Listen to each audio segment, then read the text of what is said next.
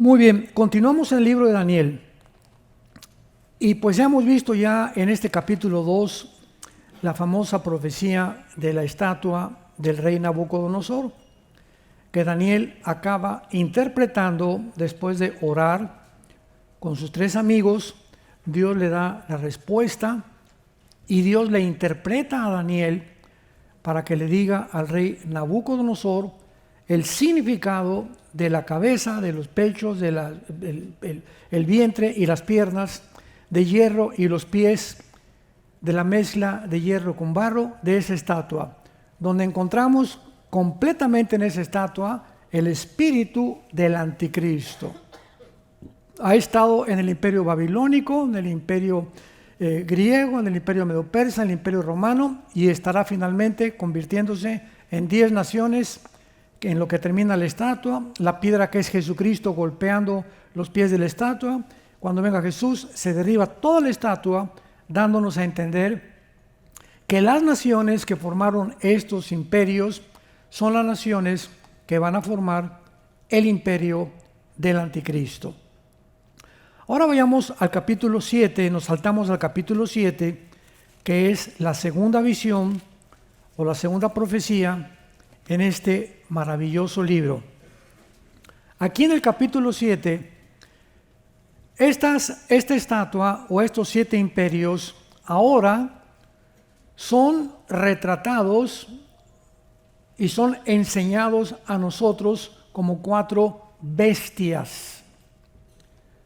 La palabra bestia significa depredadoras, sangrientas, feroces, porque es la forma como Dios describe a todos los imperios mundiales que vamos a ver en Apocalipsis, que no describe Daniel, que son primero Egipto, Asiria, Babilonia, Medo-Persa, griega y Roma. 6 imperios van hasta ahorita. El 7º imperio va a ser el imperio, no se los digo todavía. Y el 8º imperio ya es el anticristo, con estos 10 gobiernos que vienen del 7º imperio, que vamos a ver en Apocalipsis capítulo 17.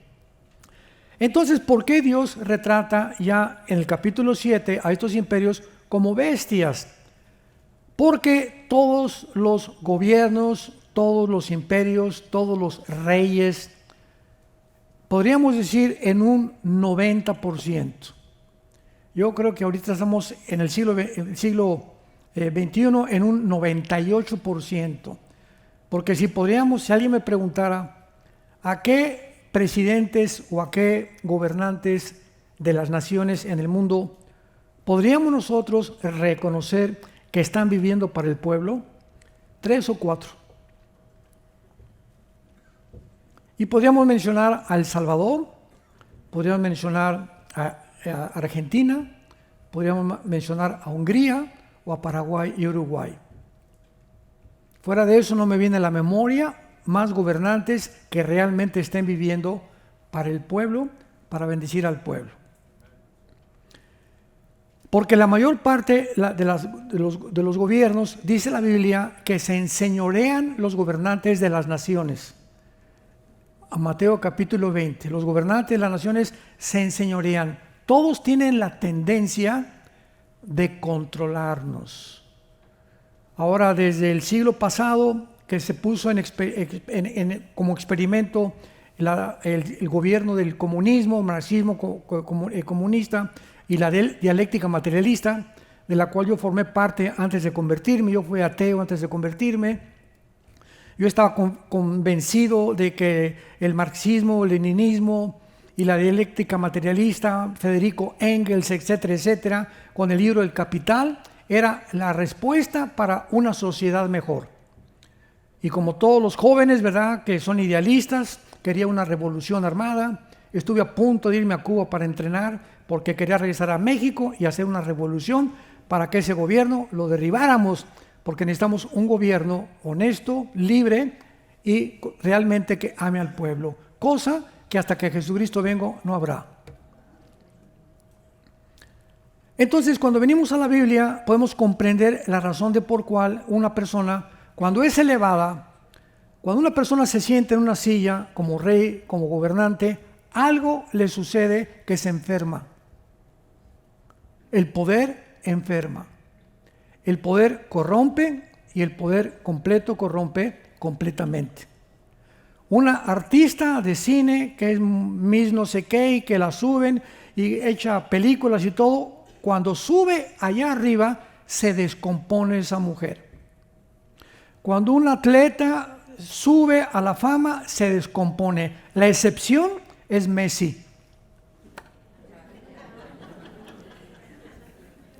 Hasta este momento nadie ha sido levantado tan alto como él, desde Ronaldinho, pero él porque es, ¿verdad?, tiene un problema de autismo, Messi. Creo que Dios le ha permitido este autismo para mantenerlo como está, pero él nos damos cuenta que no se le ha subido para nada. O sea, es una garbanzo de a libra.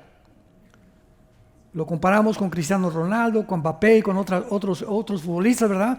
Algo les pasa cuando el dinero, como decía el famoso Joaquín Capilla, campeón de clavados de México, la única medalla de oro que tuvimos en 1952. Decía Joaquín Capilla, la dama, la fama y la dama son los tres enemigos del ser humano. El poder, las mujeres y el dinero descomponen al ser humano. En cuanto una persona prospera, se descompone, hasta de su mamá se olvida. Porque es la tendencia de la naturaleza humana. Entonces, imaginémonos estos imperios. Nabucodonosor se volvió loco. Si ustedes leen el capítulo 4, dice la Biblia que acabó comiendo hierba, porque Dios lo maldijo y finalmente, ¿verdad?, le devolvió la razón Dios, pero pierden completamente la dirección y la brújula para poder gobernar, porque el poder enferma, así es el poder. Entonces, esta es la razón por la cual vamos entendiendo que en el capítulo 7 aparecen los mismos imperios en forma de bestias. O sea, tenemos a Babilonia, tenemos a Medo-Persia, que es Irán, tenemos a Grecia y tenemos a Roma. Veamos el capítulo 7 en esta visión que tiene Daniel.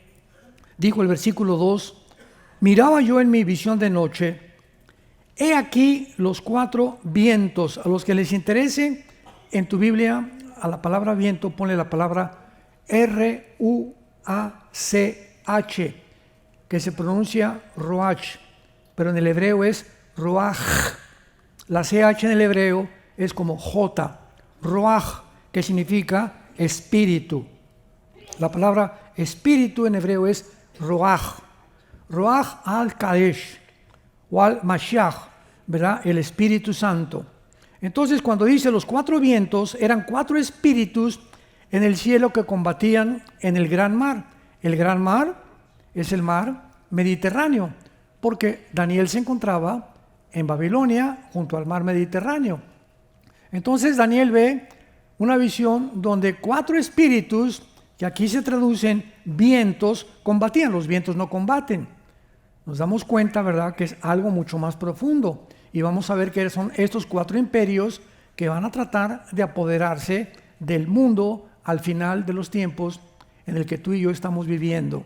Entonces había una lucha entre estos espíritus en la dimensión invisible, en el cielo. Y entonces inmediatamente Daniel les dice que estos 4 vientos, estos 4 espíritus son 4 bestias. Grandes, diferentes la una de la otra, que subían del mar. Es interesante que sepamos que el abismo se encuentra en el centro de la tierra y que los cráteres o los volcanes son puertas del infierno. ¿Sabían eso? Donde sale todo el humo y toda la lava y todas esas cosas. En Isaías capítulo 27, versículo 1 y 2, se le llama a Satanás o a Lucifer el dragón o el leviatán del mar. Y por eso el mar no va a existir ya en la nueva creación, va a desaparecer. Y el mar aparece por primera vez en la recreación del capítulo 1 del Génesis, cuando dice: al principio creó Dios los cielos y la tierra, y el mundo se encontraba devastado, desolado, cubierto de tinieblas, el Espíritu se movía sobre la faz de las aguas. ¿De dónde salieron las aguas?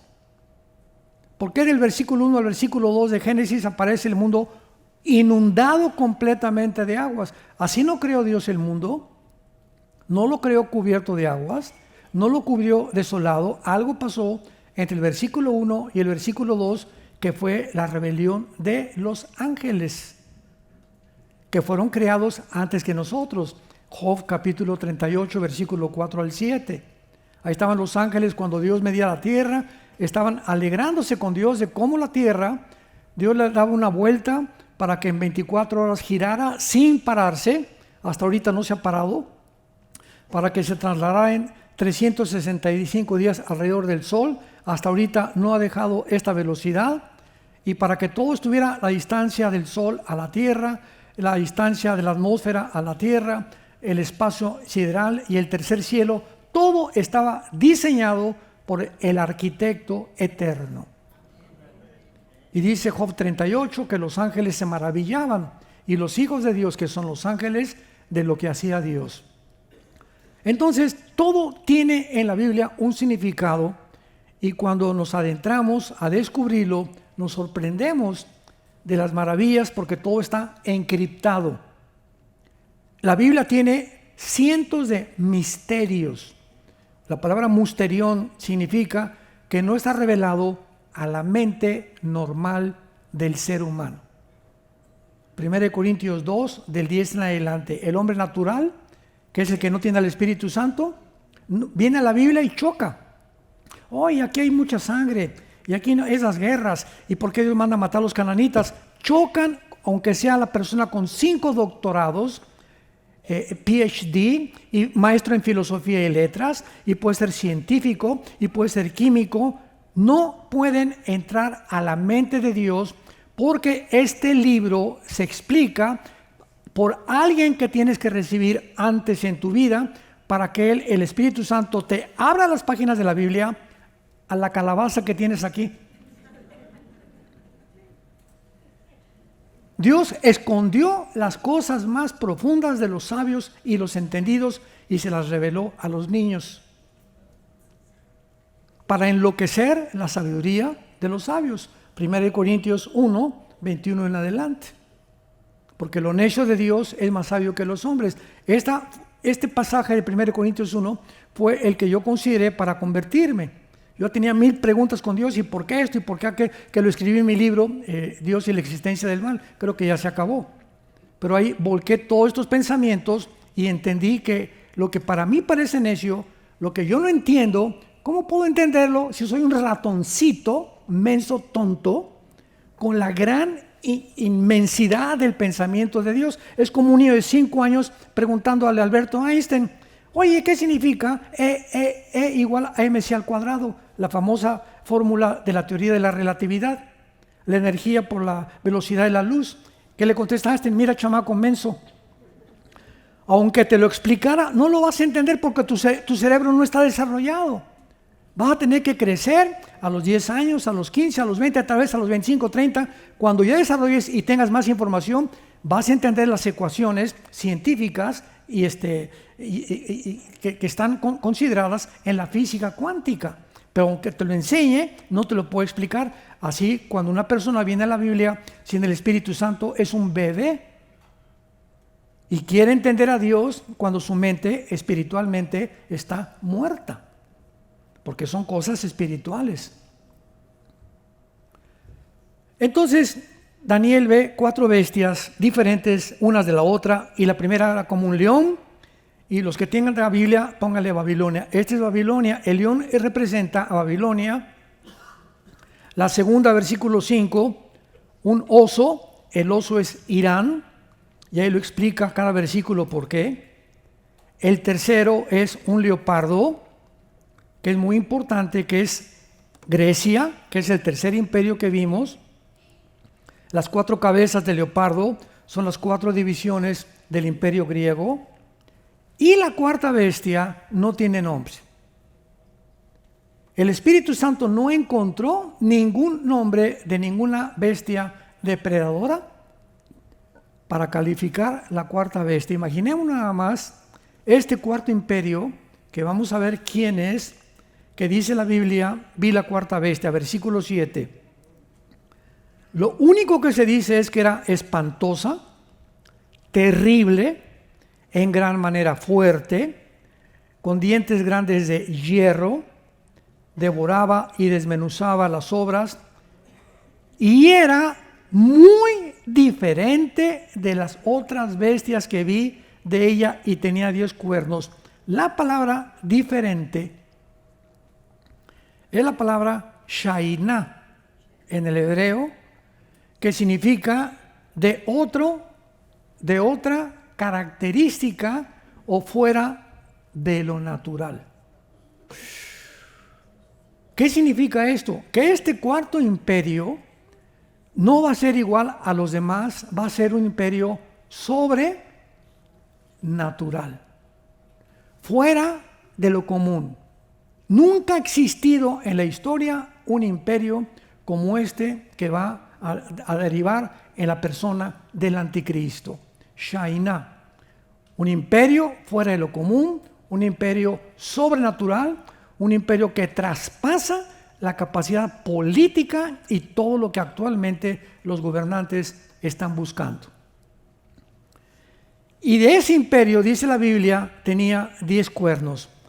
Y aquí vamos antes a tener que detenernos para ir con mucha calma y comenzar a explicar estos 10 cuernos. Muy bien, los cuernos en la Biblia simbolizan reinos y simbolizan líderes también, de acuerdo al contexto en el que se use. Aquí estos 10 cuernos significan 10 gobiernos que equivalen a los 10 dedos de la estatua de Nabucodonosor. ¿Me van siguiendo? La estatua de Nabucodonosor termina con los 10 dedos, que es la última parte, y ahí es donde golpea a Cristo, la piedra, la estatua, porque cuando Cristo venga, estos 10 dedos, que son 10 gobiernos, que son 10 gobernantes, son la última forma de gobierno, y Cristo viene y deshace este gobierno del anticristo, y todos los demás se derriban, los que se encuentran detrás de estos 10 gobiernos que van a seguir al anticristo. Muy bien, veamos a estos, vamos a Apocalipsis 17 y vamos a compararlos, porque no es hasta que el apóstol Juan aparece 600 años después de Daniel.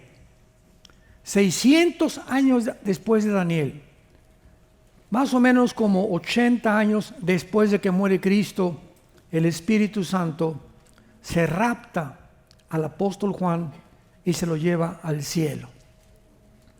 Y ahí Juan, estando exiliado en la isla de Patmos, que está junto al mar Egeo, casi junto a Grecia, la isla de Patmos, el Espíritu Santo le revela el libro del Apocalipsis. La palabra Apocalipsis significa descorrer el velo. No significa, va bien mundo apocalíptico, por los juicios habla, pero la palabra Apocalipsis significa descorrer un velo. O sea, el Apocalipsis es una revelación que estaba velada con un velo. Y cuando somos cristianos, Dios nos comienza a quitar este velo. Y el cristiano es una persona que aquí ve y luego ve un poquito más y la ventana se va abriendo y más sol y más luz. Y mientras más obedeces, mientras más te entregas al Señor, más se abre la ventana y más alcanzas a ver y más alcanzas a entender. En Daniel 12 vamos a ver que dice: los entendidos entenderán. En Mateo 24 dice: como los días de Noé será la segunda venida. No entendieron. Continuamente se usa esa palabra, no entendieron. Y por no entender vino el diluvio y se los llevó a todos. Y actualmente en el siglo XXI, la mayor parte de los cristianos que van a la iglesia no han entendido que Dios nos llama a la santidad. No puedes jugar a ser cristiano. Como Daniel, decídete en tu corazón servir al Señor de una vez por todas. antes de que vengan más pruebas y te agarren descuidado. En Apocalipsis 17, encontramos una visión del apóstol Juan de una mujer montada sobre una bestia. La bestia es el anticristo, la mujer montada es un sistema religioso que en los primeros 3 años y medio del gobierno del anticristo, el sistema religioso va a dominar al anticristo. Este sistema religioso se llama el sistema babilónico. Babilonia es confusión. Y después de los 3 años y medio, el anticristo, ya que vio que la religión esta lo va a ayudar, se va a deshacer del sistema religioso, y entonces los últimos 3 años y medio de la gran tribulación, el anticristo manda quemar todas las religiones, principalmente esta, y él se erige como Dios. Segunda de Tesalonicenses 2, versículos 3 y 4. Entonces, esta ramera, dice la Biblia en el versículo 2, han fornicado todos los reyes de la tierra.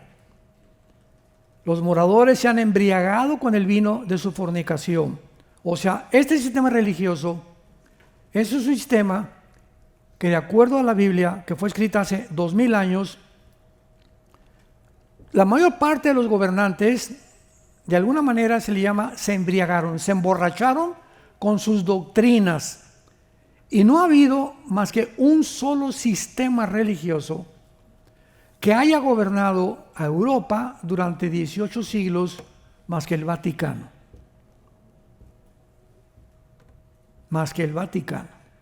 Lo vamos a ver al final. En el versículo 18 dice claramente que este sistema es Roma. Durante 18 siglos, el rey de Inglaterra, el rey de Francia, no pueden hacer nada sin el permiso del Papa. El Papa autorizaba con quién se iban a casar. Y hacen convenios de matrimonios en Europa entre príncipes y reyes con el propósito de tener la bendición del Papa. Hasta que viene la Reforma Protestante en 1620 con Martín Lutero, un monje alemán que comienza a leer la Biblia y lee: el justo por la fe vivirá.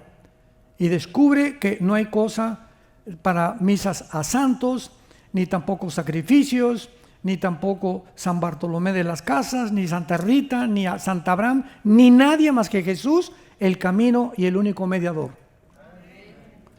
Y agarra Martín Lutero y escribe las 95 tesis. 1, 2, 3, 95 tesis. Esto dice la Biblia, esto dice Roma. Y va Lutero a la catedral de Wittenberg y las clava. A la luz de todo mundo, que era la más famosa catedral.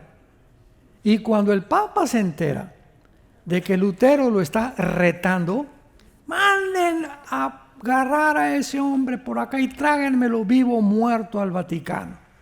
Pues agarran a Lutero y se presenta en la dieta de Worms, así se llamó, y llega al Vaticano Lutero, y aquí estaban todos los cardenales de una derecho y allá el Papa. Y se para Lutero y le dice el Papa a Martín Lutero: te contradices y vas a negar todo lo que escribiste. Y Lutero iba a una Biblia chiquita y dice Lutero: mira, cabezón, si tú me muestras, o todos los cardenales, a alguien de ustedes, que yo estoy equivocado con este libro, me retracto y les pido perdón. Se hizo un silencio absoluto. Nadie se atrevió a contradecirlo. Para comenzar, ni la Biblia tenía. Entonces pues, lo declararon que lo iban a perseguir y se fue a escapar. Los príncipes de Holanda y de Francia lo protegieron, y vino la revolución protestante que llegó a Inglaterra, y en Inglaterra se dieron cuenta también de este cambio, este paradigma que había sido el Vaticano, y entonces ahí en Inglaterra huyen y vienen a Virginia, a Rhode Island, a Estados Unidos, Thanksgiving Day, que fue ayer, ¿no? Ese es el Thanksgiving Day.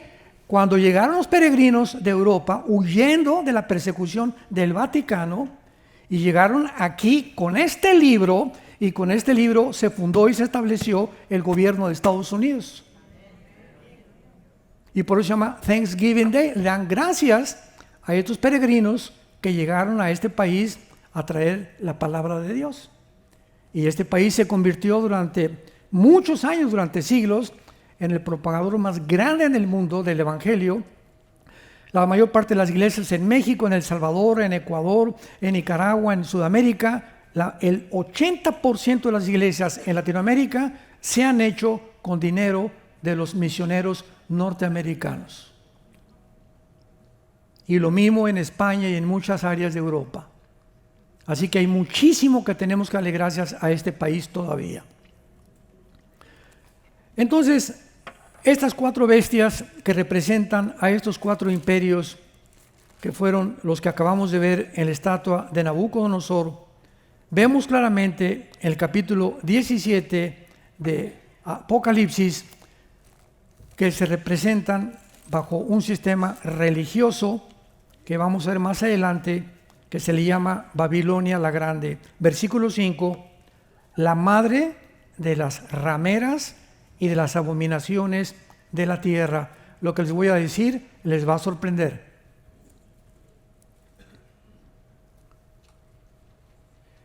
¿Cómo es posible que la Biblia le llame a las religiones, que todas las religiones se han prostituido? Que las religiones es el disfraz más perfecto de Satanás. Y de ahí el famoso dicho, todas las religiones salvan, todas llevan a Dios. No sabes ni lo que estás diciendo.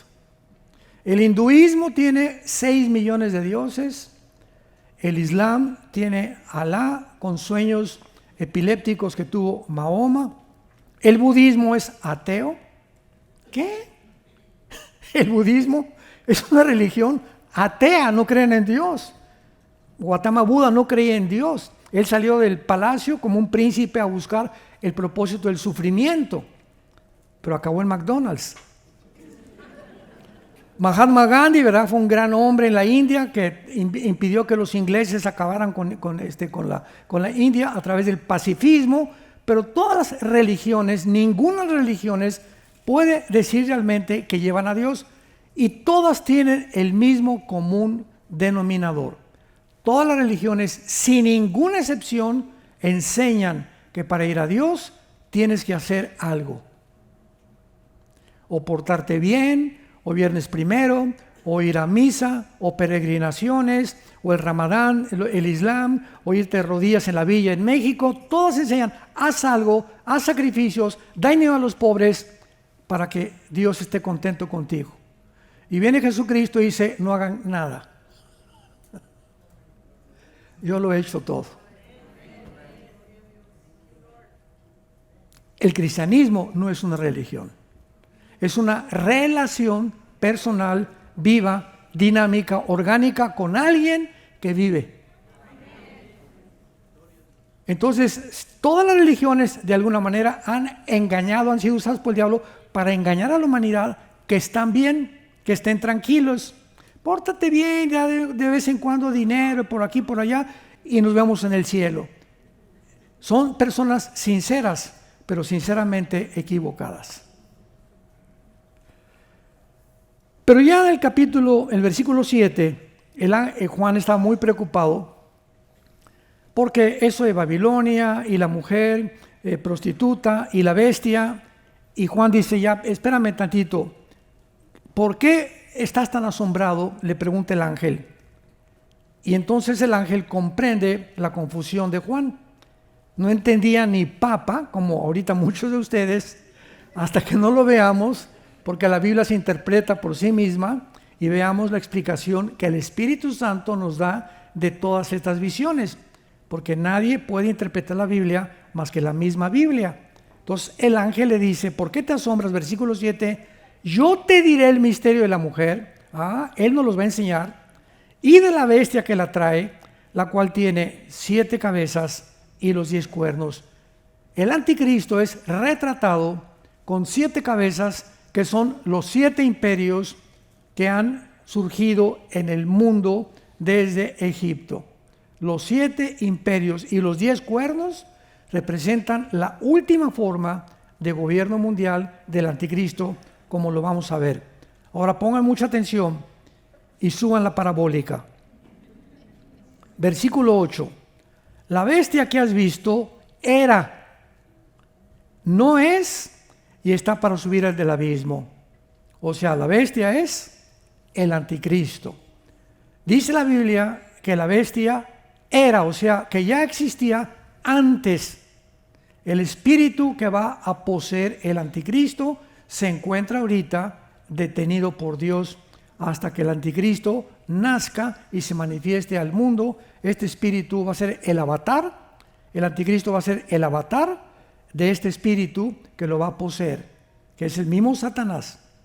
Era, no es, en el tiempo de Juan no existía este imperio del anticristo, ni el anticristo estaba activo en el tiempo de Juan, y está para subir del abismo, en donde se encuentra el espíritu que está aprisionado y que va a surgir del abismo hasta que el anticristo surja. Va a surgir y se va a meter en el anticristo. Este espíritu se encuentra ahorita en el abismo. Rápidamente vean Apocalipsis 11. Rápidamente, no le quiten el dedo. Apocalipsis 17, Apocalipsis 11, versículo 7. Cuando hayan acabado su testimonio, los 2 testigos, la bestia que sube del abismo, ahí está otra vez, hará guerra contra ellos y los vencerá y los matará.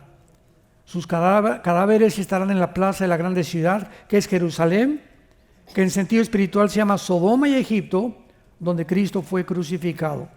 Vemos ahí que otra vez se nos muestra que una bestia surgirá. Entonces el anticristo son 2 entidades.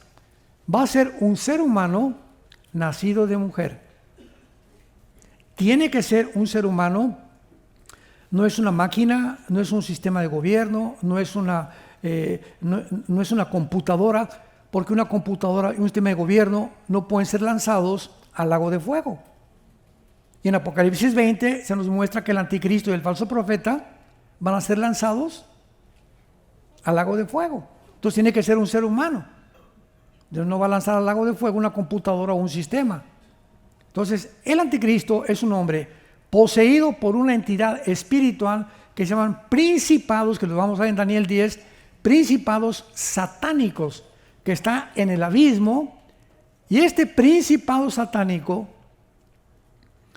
es el principado que gobernó uno de los 4 imperios del estatua de Nabucodonosor y de las 4 bestias de Daniel 7. Este espíritu satánico o estuvo en Babilonia, o estuvo controlando Medo-Persia, o estuvo gobernando Grecia, o estuvo gobernando el Imperio Romano. El Imperio Romano lo descartamos porque dice que no era en el tiempo de Juan, y Juan vivió en el tiempo de Roma. Entonces nos queda nada más Grecia, nos queda Babilonia y nos queda Persia, que es Irán. Entonces este principado satánico estuvo en alguno de estos imperios que están en el abismo, va a salir y se va a meter en el anticristo. Y dice la Biblia, y está para ir a la perdición. Muy bien, versículo 9. Esto para la mente que tenga sabiduría, o sea, esto es para los cristianos. Porque nosotros tenemos, 1 Corintios 2, la mente de Cristo. Podemos entender muchas cosas y muchos cristianos recién nacidos les es difícil todavía entender todo esto. El año que entra lo vas a entender. Pero lo vas a entender. Esto para la mente que tenga sabiduría. Las 7 cabezas son 7 montes. Y son 7 reyes. Ahí está. Son 7 imperios las cabezas que están en la bestia. Ahora pongan atención. 5 de ellos han caído. Nos encontramos en Roma, ¿verdad? En el tiempo de Juan. 5 imperios han caído. A ver, Egipto, Asiria, Medo-Persia, Grecia y Babilonia, que es Egipto, Asiria, Babilonia, Medo-Persia y Grecia. En el tiempo de Juan, 5 imperios habían caído. Repito, Egipto, Asiria, Babilonia, Medo-Persia y Grecia. Y uno que era Roma, cuando Juan estaba escribiendo el Apocalipsis. Y el otro, o sea, el que sigue, no ha venido. Y cuando venga, es necesario que dure poco tiempo. La bestia que era y que no es y que es también el octavo, es de entre los 7 y va a la perdición, que es el anticristo. El último imperio será el octavo imperio. O sea, desde el principio de la creación hasta que venga Cristo, habrán nada más 8 imperios. Y los 10 cuernos, que es lo que nos interesa ahorita, que has visto, son 10 reyes. No hay vuelta de hoja. Son 10 gobernantes que aún no han recibido su reino, pero por una hora recibirán autoridad juntamente con la bestia. Es el gobierno del anticristo formado por 10 naciones. Los 5 dedos de la estatua de Nabucodonosor del oriente y los 5 dedos del occidente de la estatua de los pies de Nabucodonosor. Son los 10 dedos que en el Nuevo Testamento son 10 cuernos. Ya se nos interpreta que son 10 gobernantes junto con el anticristo. Entonces, estos 10 dedos de la estatua de Nabucodonosor que ya vimos es la última forma de gobierno mundial. Muy pronto, en estos meses, o el año que entra, no sabemos, o 2 años, va a haber una formación que se van a unir 10 naciones. Cuando oigamos un G10, apriétense el cinturón. No, más bien, desabróchenselo, porque ya nos vamos. Si me lo aprieto me quedo, ¿verdad? Perdón. No, desabrochémonos el cinturón y alabemos a Dios porque nuestros días están contados. Ahora dice el versículo 13 que estos 10 cuernos, versículo 13, tienen un mismo propósito, o sea, piensan los 10 lo mismo y entregarán su poder y su autoridad a la bestia. ¿Ven cómo las conexiones son en la Biblia tan importantes? Ya entendemos que estos 10 dedos de los pies de la estatua de Nabucodonosor es la última forma de gobierno mundial. Ya se nos explica en el Nuevo Testamento que son 10 reyes, que son 10 gobernantes, que se van a unir, todos van a pensar lo mismo y una vez que se formen los 10, o sea, antes que el anticristo surja al escenario mundial, es forzoso que antes se junten 10 naciones. Hasta que no oigamos que se juntan 10 naciones, no esperemos que la tribulación ha comenzado. Esta es la primera pista que el Espíritu Santo nos deja. Cuando se junten 10 naciones, el anticristo tiene que salir de una de esas 10 naciones, como vamos a regresar después a Daniel 7.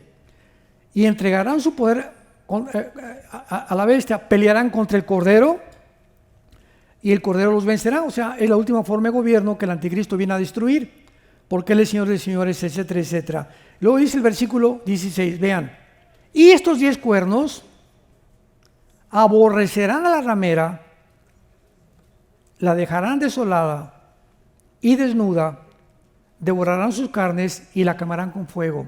A los 3 años y medio, la ramera que está montada sobre el anticristo, estos 10 cuernos, ¿qué van a hacer? Van a ir y quemar Roma. Van a deshacerse completamente del Vaticano. Y entonces dice el versículo 18, ¿quién es la mujer? No hay vuelta de hoja. La mujer que has visto es la gran ciudad que reina sobre los reyes de la tierra. Y en el tiempo de Juan, la única gran ciudad que reinaba era Roma. No era San Antonio. No era París, no era Londres, no era Washington, era la ciudad de Roma. El Vaticano ha sido el único sistema religioso que más cristianos ha matado. En las 3 inquisiciones que llevó a cabo el Vaticano, en la de España y la de Italia, murieron más de 500,000 de cristianos y de judíos por el simple hecho que el Papa ordenó: maten a todos los que no crean que Roma salva. Y fue un método para torturar a 500,000 de personas aproximadamente, horripilante como ustedes no se imaginan. No hay nadie que haya derramado más sangre que el Vaticano en perseguir y matar a cristianos. Hasta que vino la Revolución Protestante de Martín Lutero. Entonces, qué importante es que podamos nosotros ir juntando estas piezas para poder ir entendiendo las piezas del rompecabezas. Tenemos un rompecabezas y tenemos que tener esta pieza y esta pieza de Zacarías, de Ezequiel, de Joel, de Daniel, para que una vez que tengamos estas piezas, porque el Apocalipsis sin Daniel no se puede interpretar, y el libro de Daniel no se puede interpretar sin tener el Apocalipsis. Son piezas por todos lados que tenemos que juntar, que hagan conexión y que hablen más o menos de lo mismo para poder tener el plano claro y ver ya el plano total de Dios. Mientras llegamos a completar este plano, lo que sabemos no lo sabemos como lo deberíamos de saber. Un ejemplo, yo durante mucho tiempo creí que en Ezequiel 38 y 39, la famosa batalla de Gog y Magog, que Gog era Rusia, porque durante más de 15 años todos los escatólogos que yo estudié en los 80s, 90s y a principios del siglo, todos decían que era Rusia, por la palabra Rosh. Y cuando estudias la etimología de la palabra Rosh, que aparece como príncipe de Mesec y de Tubal, en Ezequiel 38, versículo 1 al 3, es la palabra que te viene la palabra Rosh Hashanah, que es la cabeza de las fiestas de Israel. Entonces la palabra Rosh no es el nombre de una ciudad, no es un título, es el nombre de quién, ¿verdad? Es un título que se le da a alguien que es el nombre de Gog, o sea, es una cabeza de un imperio que se va a levantar, que son las 10 naciones que van a encabezar el anticristo, que van a formar parte de naciones árabes y naciones de Europa musulmanas, porque el gobierno del anticristo será islámico. Me adelanto muchísimo. El gobierno del anticristo será islámico. El anticristo tiene que ser musulmán.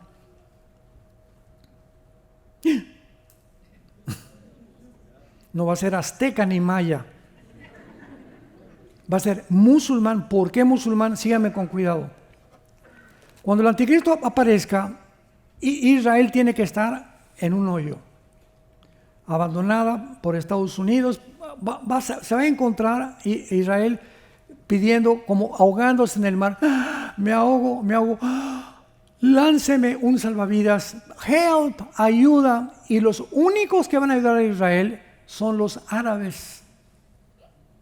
¿Por qué? Porque se va a sentar un hombre llamado el anticristo. Venga para acá y va a venir el gobierno de Israel. Les voy a firmar un pacto por 7 años. Se los voy a firmar.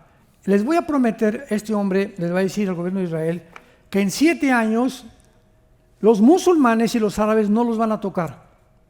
Síganme con mucho cuidado. ¿Qué hombre puede prometerles a Israel que los musulmanes y los grupos terroristas no los ataquen más que un líder musulmán, que se llama, de acuerdo a la teología musulmana, el Mahdi, que significa el Mesías? El mundo islámico está esperando al Mesías, igual que los judíos ortodoxos, que un Mesías venga, porque no creyeron en Jesucristo. Y cuando este hombre aparezca, el Mahdi para los musulmanes, para nosotros es la persona del anticristo. Entonces, viene este hombre el Mahdi, que están esperando que es el Mesías del Islam, y es al único que pueden, se le van a hincar porque es sagrado, es el descendiente de Mahoma. Y es el único que puede tener a los grupos terroristas y al mundo islámico que le hagan caso, porque es el Mesías de ellos. Y entonces, a los 3 años y medio, el anticristo viola el pacto e inicia la final persecución de Apocalipsis capítulo 12. Pero por eso no puede ser, es posible que el anticristo sea judío musulmán, porque Pablo era judío y era ciudadano romano. Si tú vienes de México o de Costa Rica y naces aquí en Estados Unidos, eres ciudadano americano, ¿verdad? Pero tu origen es tico, costarricense o nicaragüense, de ahí son tus padres. Nosotros, mi familia, por ejemplo, venimos de Europa, de Europa, de algunos países de Europa. Yo nací en México, pero ¿dónde está nuestro origen? En Europa. Entonces, el anticristo, dice la Biblia, que va a surgir de la tribu de Dan. Génesis 49. Me he adelantado muchísimo ahorita. Pero en Génesis 49, Jacob bendice a las 12 tribus y dice: Dan será serpiente junto al camino que juzgue a Israel. Y más adelante habla también que Dan es aquel que está ausente en Apocalipsis 7 de los 144,000 que van a venir, 12,000 de cada tribu de Israel, y no aparece la tribu de Dan. Hay muchos indicios que que el anticristo trae sangre judía y musulmana. Y así como Jesús también decían, es de Nazaret, es de Galilea, hasta que apareció y dándonos cuenta que nació en Belén, la casa del pan, no era de Galilea ni Nazaret, ahí va a vivir. Así encontramos nosotros a la persona del anticristo. Es esto, es el otro, pero el anticristo surge. En la próxima conferencia lo vemos. Es importante pues que en este capítulo 7, que es la segunda visión de Daniel, podamos entender claramente que este cuarto imperio es el cuarto imperio de las piernas de hierro de la estatua de Nabucodonosor, que es Roma. Ahora, acuérdense una cosa: el imperio romano no era solamente Europa. El imperio romano era Europa, el norte de África y el Medio Oriente. Entonces, cuando dice la Biblia que de este cuarto imperio surge el anticristo, ¿de dónde surgirá? Del antiguo imperio romano, pero de Europa, del norte de África o del Medio Oriente. Esa es la incógnita que vamos a contestar en la siguiente conferencia. Te damos gracias, Padre, en esta tarde por tu palabra maravillosa, profunda, encriptada, llena de misterios.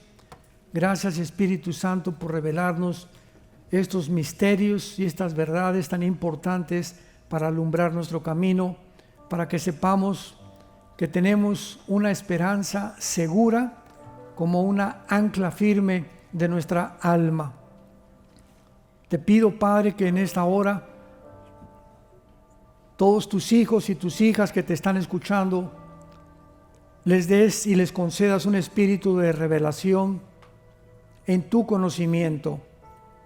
Dales un espíritu de sabiduría y de entendimiento espiritual para que puedan comprender la esperanza a la que hemos sido llamados, para que permanezcamos firmes en esta esperanza hasta el fin y seamos hallados irreprensibles en su venida. Para amor de tu Hijo Jesucristo, te lo pedimos. Amén.